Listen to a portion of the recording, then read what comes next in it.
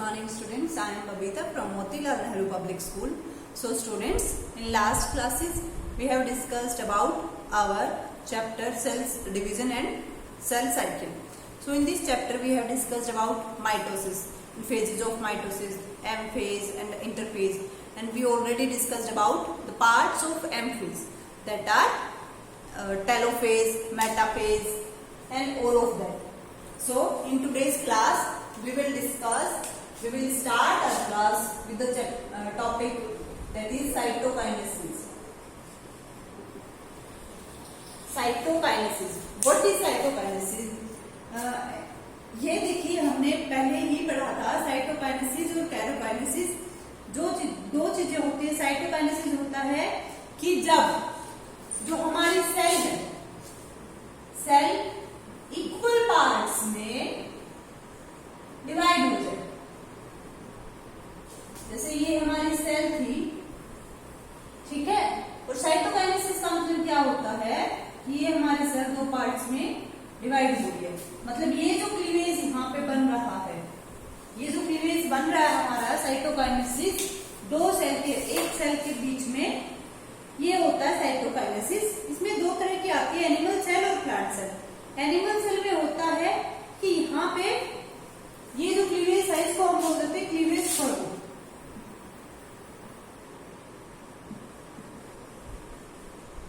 इसको हम बोल देते हैं क्लीवेज फ्लो, क्योंकि ये एनिमल सेल में हो रहा है. प्लांट सेल में जो होता है उसके बीच में एक प्लेटफॉर्म हो जाती है यहाँ पे. इसमें तो फरो बन जाता है एनिमल सेल में. प्लांट सेल में यहाँ पे एक प्लेट एस्टेब्लिश हो जाती है. तो ये हमारा था साइटोकाइनेसिस. फंगाई और सब प्रोटीन होते हैं जिसमें न्यूक्लियर मेम्ब्रेन डिसॉल्व हो जाती है. माइटोसिस अकर है उनमें न्यूक्लियस के बीच में. तो जो न्यूक्लियस का डिवीजन है और न्यूक्लियर का डिवीजन है, वहां पे साइटोकाइनेसिस भी साथ साथ होती है. इसके बाद जो हमारा मेन टॉपिक स्टार्ट होता है, दैट इज मायोसिस. हमने माइटोसिस के बारे में लास्ट क्लास में डिस्कस कर लिया था. तो वैसे ही हमारी है मायोसिस. मायोसिस की भी वही है कि इसके भी दो पार्ट्स हैं. देन दोनों पार्ट्स के फर्दर चार पार्ट्स हैं, और पार्ट्स वही सेम है. दोनों ही पार्ट्स के मायोसिस 1 और मायोसिस 2 के दोनों के जो फोर पार्ट्स हैं वो सेम है माइटोसिस वालों के तरह ही. तो हम देख लेते हैं मायोसिस. मायोसिस के हमारे फर्दर 2 पार्ट्स हैं, meiosis 1 and meiosis 2. Meiosis 1 and meiosis 2 are the two parts of meiosis, and they 4 parts. Meiosis क्या होती है हमारी? सबसे पहले हम ये देख लेते हैं. meiosis हमारी, हम इसको बोल देते हैं रिडक्शनल डिवीजन भी. जो meiosis मैंने आपको बताया, इसको हम बोल देते हैं रिडक्शनल डिवीजन. जैसे माइटोसिस क्या होती थी, इक्वेशनल थी ना. उसमें जो क्रोमोसोम्स का जो डिवीजन हो रहा था वो क्या था, इक्वल हो रहा था. लेकिन इसको मैंने बोला रिडक्शनल डिवीजन. रिडक्शनल डिवीजन मैंने इसको क्यों बोला कि इसमें क्या होता है, इसमें मैंने मान लिया कि 2n मेरे पास टोटल क्रोमोसोम्स हैं. तो जब नई सेल फॉर्म होगी तो उनके पास n नंबर ऑफ मॉलिक्यूल्स आएंगे ईच सेल. मतलब क्या है कि पेरेंट सेल के पास जितने क्रोमोसोम्स थे, जो डॉटर सेल आएंगी उनकी, या फिर जो प्रोजेनी आएगी, उसमें क्या होगा, उसके हाफ नंबर ऑफ क्रोमोसोम्स बच जाएंगे हमारे. जैसे इसमें 2n था तो हमारे यहाँ पे n ही आएंगे. जबकि माइटोसिस में क्या होता था कि 2n है तो प्रोजेनी में भी 2n ही जाएंगे. Equal number of chromosomes pass on होते थे. लेकिन मायोसिस में क्या है, ऐसा नहीं है. पेरेंट सेल में जितने भी क्रोमोसोम्स होंगे उनका हाफ पार्ट जाएगा प्रोजेनी में. तो ये जो मैंने आपको बताया 2n n में डिवाइड हो गया, ये हमारी होती है मायोसिस 1. ये हमारी होती है मायोसिस 1. अब अगर मैं एक एग्जांपल लेके चलूं कि 46 आई हैव टोटल क्रोमोसोम 46, तो मायोसिस 1 में क्या होगा,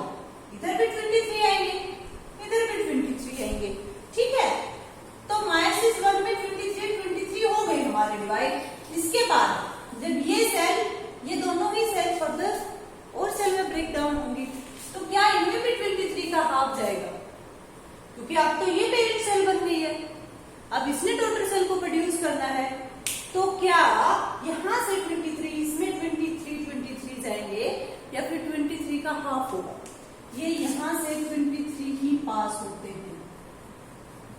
23 जो यहाँ इस पेरेंट सेल के पास थे, अब यहाँ से 23 ही आगे पास होंगे। तो ये जो प्रोसेस है हमारी इतनी, इसको बोलते हैं मायोसिस 2। इसको हम बोल देते हैं मायोसिस 2। मायोसिस 1 में क्या होगा, तो 46 का हाफ पार्ट्स में डिवाइड हो गया हमारा।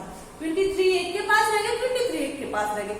फिर क्या हुआ, अब जिस सेल के पास 23 क्रोमोसोम्स हैं, फर्दर डिवाइड तो उसको भी करना है, तो क्या उसके 23 का भी हाफ जाएगा? नहीं, वहां से 23 ही दोनों में जाएंगे, तो वो हमारी होती है मायोसिस 2। इसलिए हम ये भी बोल देते हैं कि जो मायोसिस 2 है वो हमारी माइटोसिस की तरह ही होती है, क्योंकि माइटोसिस में भी तो यही था ना, जितने हैं उतने ही दोनों में चले जाएंगे। तो मायोसिस 2 हमारी माइटोसिस प्रोसेस की तरह ही होती है। ये हमारी होगी मायोसिस 1 एंड मायोसिस 2। इनमें क्या बताया मैंने, पेरेंट सेल से एक में तो हाफ नंबर ऑफ क्रोमोसोम जाएंगे और एक में सेम नंबर ऑफ क्रोमोसोम्स चले जाएंगे।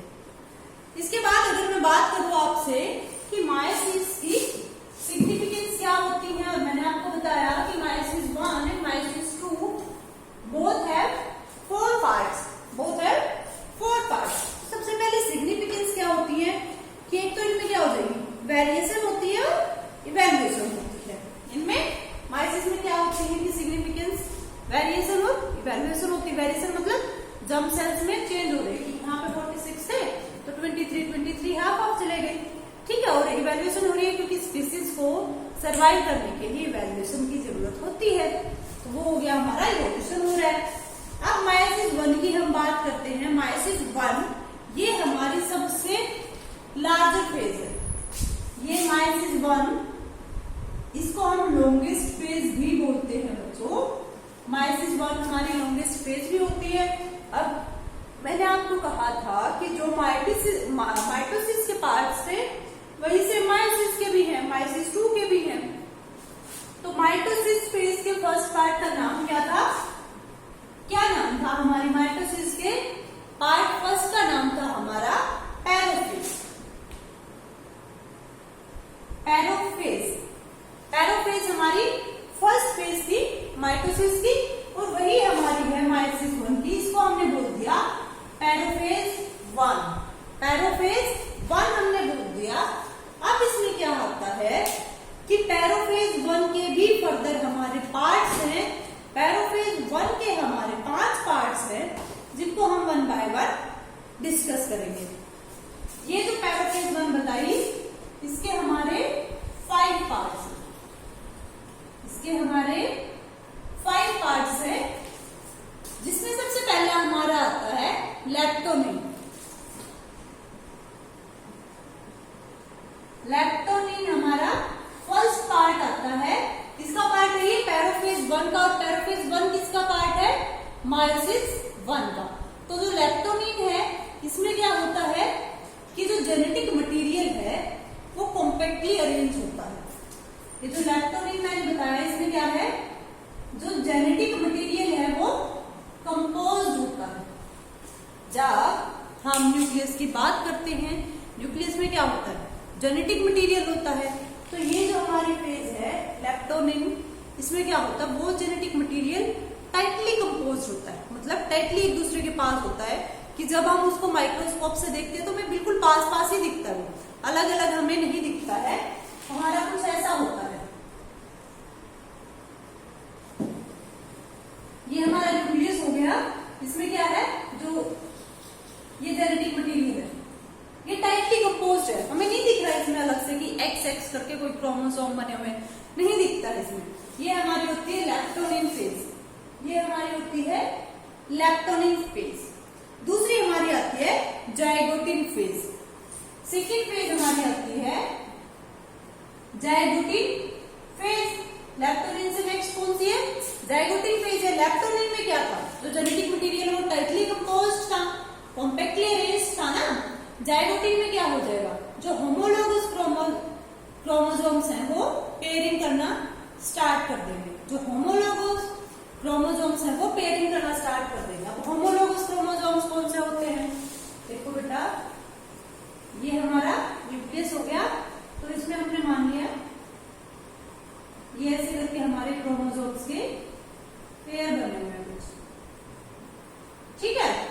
होमोलोगस क्रोमोसोम मतलब वो क्रोमोसोम जो सेम हो, होमो मीन्स सेम, तो जो सेम क्रोमोसोम्स है वो क्या कर देते हैं, पेयरिंग बनाना स्टार्ट कर देते हैं। एक एक्स ये था, एक एक्स ये था, इसने देखा कि दूसरे वाला मेरे जैसा है तो उसने क्या कर दी, पेयरिंग करनी स्टार्ट कर दी। और ये हमारा कौन सी फेज में होता है, जाइगोटिक फेज में होता है। इसमें एक चीज और होती है, एसोसिएशन ऑफ होमोलोगस क्रोमोसोम कहाँ होती है। अब मैंने ये बताया, ये जो होमोलोगस क्रोमोसोम्स है ये एसोसिएट हो रहे हैं एक दूसरे के साथ, ऐड हो रहे हैं, जुड़ रहे हैं, ये होती कहाँ पे है, उस साइड को बोलते बेटा साइनेप्स। उस साइड को जहाँ पे ये हो रहा होता है उसको हम बोलते हैं साइनेप्स, और उस प्रोसेस को हम बोलते हैं, उस कॉम्प्लेक्स को हम बोलते हैं साइनेप्टोनिमल कॉम्प्लेक्स। ये जो हो रहा है ये कॉम्प्लेक्स है, ये कहाँ होता है, ये साइनेप्स में होता है, और इस कॉम्प्लेक्स को नाम हमने क्या दे दिया, साइनेप्टोनिमल कॉम्प्लेक्स। ये हमारा हो गया साइनेप्टोनिमल कॉम्प्लेक्स। अब ये जो कॉम्प्लेक्स फॉर्म हुआ है ये क्या है, pair of synapse homologous chromosome है, इसको हम टेट्राइड या फिर बाइवैलेंट भी बोल देते हैं। यहाँ पे जैसे दो साइनेप्स मिले, एक पेयर बन गया, तो उसको हम बाइवैलेंट या फिर टेट्राइड भी बोलते हैं, बाइवैलेंट या टेट्राइड भी हम उसको बोल देते हैं। इसके बाद बेटा जो थर्ड हमारा आता है, इसके बाद हमारे 3 पार्ट्स और इसके पैरोफेज में लैक्टोनिन के 3 पार्ट्स और रिमेनिंग है, और उसके बाद हमारे 4 फेजेज और हैं इनकी, पैरोफेज मेटाफेज वाली, तो हम वो नेक्स्ट क्लास में डिस्कस करते हैं। तब तक आप लोग इतना कीजिए, जाइगोटिन में क्या होता है, बाइवैलेंट या टेट्राइड भी हम बोलते हैं।